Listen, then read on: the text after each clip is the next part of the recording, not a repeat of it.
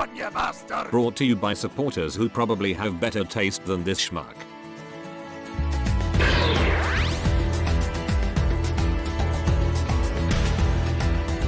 I know a lot about third-party legends. I pride myself in that. I know about the history, I know about where it's gone, I know about where it's going. It's something I like to look into. I do not know shit about Mr. Moon. They popped up ever so quickly, and they left ever so quickly. They were here, they were gone, everyone forgot they existed. All they ever really released were knockoffs of other figures. They somehow stole the designs from Papa Toys and came up with a Grappling Inferno that everyone forgot. Since Mech Fans Toys was just KOing the Magic Square version at the time, so nobody really cared. And the only other release they did were these, which are sort of KOs, improved versions, inspired by Hot Soldier Soundwave. It's a blaster and a Perceptor set, and everything here seems like it could be amazing. They've added extra articulation and they've given us characters that weren't really seen in the scale prior. But these aren't good. Like, if you're talking about Monkey's Paw Wishes, this is probably the best example. I don't know where the f these came from, but I know exactly how to criticize them. So in alt mode...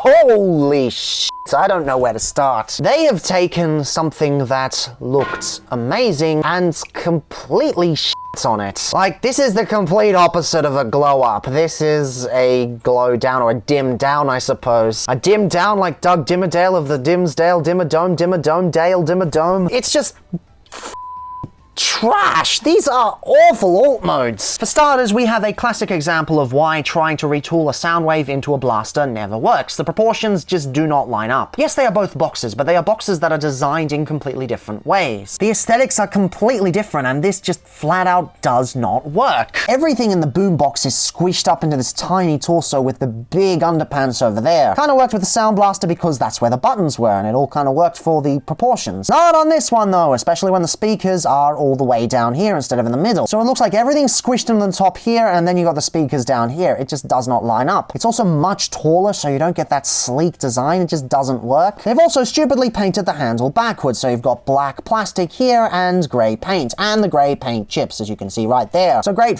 job there. Also, the yellow paint chips as well. Not as bad, but it does. And it's painted on thickly enough, but it's swirly and done sloppily. And the black paint both here and here is sloppy as well. And oh look, that just falls off there. Nice that they've molded in a little torso part there, but the original had silver paint in there. Why did they get rid of that? So it's just not a good design. You can't even open it without the whole thing falling off. It's just, ugh. The retooling here is completely up the design, and also they've gotten rid of the guns at the backs of the shins. So now you have to put the gun awkwardly over there so that he balances, because if you take it off, he just topples over. So the gun plugs into his butt now, and it just kind of balances it very loosely. This is just a terrible blaster. This is probably one of the worst blasters I have seen in official or third party. It has essentially taken all the charm of the original out. None of this looks good. I mean, look at all the silver and the black, and the original had the wonderful luscious blue as well, compared to the bare grey plastic and the wonky proportions of that. Already the idea of forcing a blaster out of a Soundwave is just terrible on paper, but there are some other issues too. Surprisingly, this one is built terribly. The plastic quality is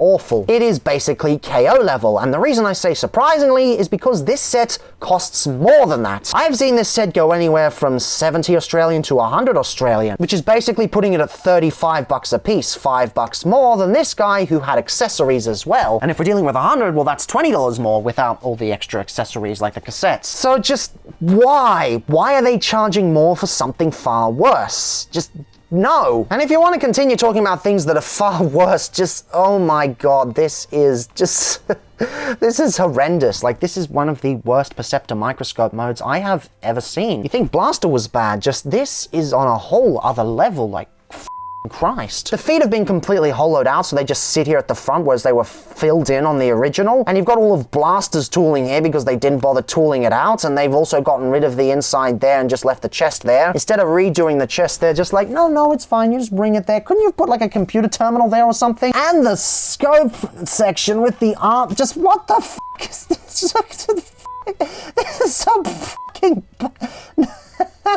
I hate this thing. This is just one of the worst. If I had the worst lists back when I bought this, this would have probably topped that. Head is completely visible from the back. The paint is basically non-existent. There's no paint on this thing at all aside from there and there. But hey, at least the legs rotate now at an angle. Yee P. Yeah. The gun storage is bad, but at least he can work without it, I suppose. The gun is terrible though. I mean, look at all that hollowness inside there. Hollowness on a weapon, just what the I don't mind hollowness, but that is way excessive. Just Jesus Christ, don't even bother. The gun also pegs in here, but it doesn't really work that well. I guess that's the proper way to do it, but then that way also helps with the balance. I guess that way also helps with the balance, but then you got all the hollowness there. Just, it doesn't look good at all in any regard. It's just a terrible thing. Now, for the sake of time, I'm not going to go into the size comparisons and the transformation or the articulation. For the most part, there are some differences here. You can just kind of go to the original one here, because if I've already covered this mold in some capacity, it's basically that, but just fan moded. It's just really, really bad. You know one thing that really bothers me?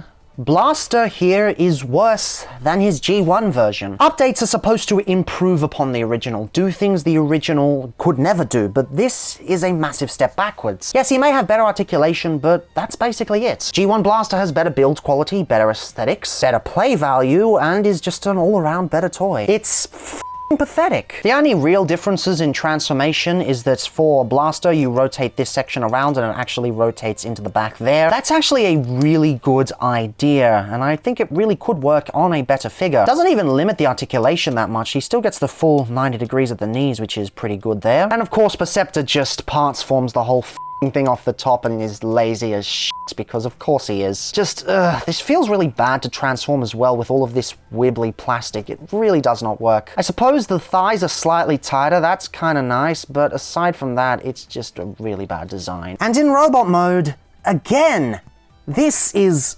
awful.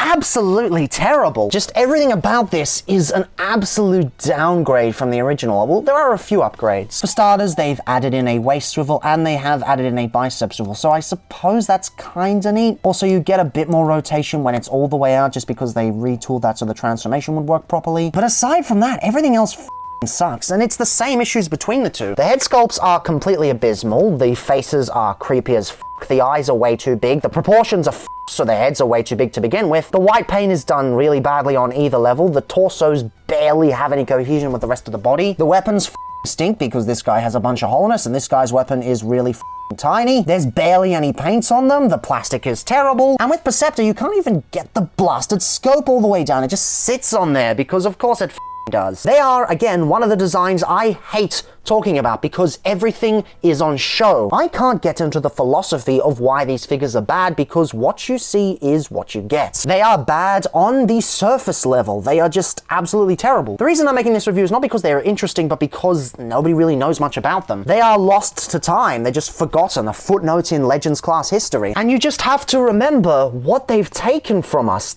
I don't know if this is a stolen design or a knockoff or just a design that they bought off Hot Soldiers, but whatever they've done, they've just completely ruined it. They've taken something that was surprisingly fantastic and turned it into something that is complete and utter dog shit. The parts are far more hollow, the plastic is far worse. Yes, you get a bit of articulation, but you lose so much more. And even if you buy just one of them, they are more expensive than the better figure. How is it that the supposed knockoff is more expensive than the original? That doesn't make any sense. The only time I've ever seen that is with Wei Jiang Thunder Leader, and we all kind of know how that turned out, so I guess this is a repeat of that. Just, Jesus Christ. This was bad on so many levels. And of course, to finish off, a comparison with the G1 version. How the do you make a toy worse than the G1 version? Now, to be fair, G1 Blaster is a fantastic G1 toy for the time. By G1 standards, he's probably one of the best out there. I really like this figure. I've only had it for a little bit, but it's quickly turning into one of my favorites. Not as good as Stalker though. But even so, updates should always improve on the original,